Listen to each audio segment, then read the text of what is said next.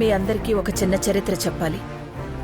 స్వాతంత్ర్యానికి ముందు జలియన్ వాలాబాగ్ అనే ప్రాంతంలో వేల మంది భారతీయుల మీద 50 మంది బ్రిటిష్ సైనికులు కాల్పులు జరిపారు.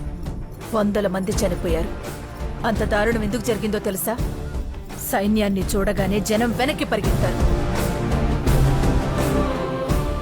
అదే వేల మంది భారతీయులు ఆ 50 మంది సైన్యం మీదకి దూసుకొచ్చుంటే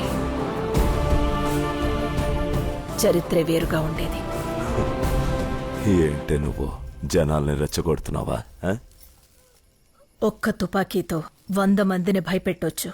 నిజంగా చంపాల్సి వస్తే దాంట్లో 6 గుళ్లే ఉంటాయని గుర్తు చేస్తున్నాను.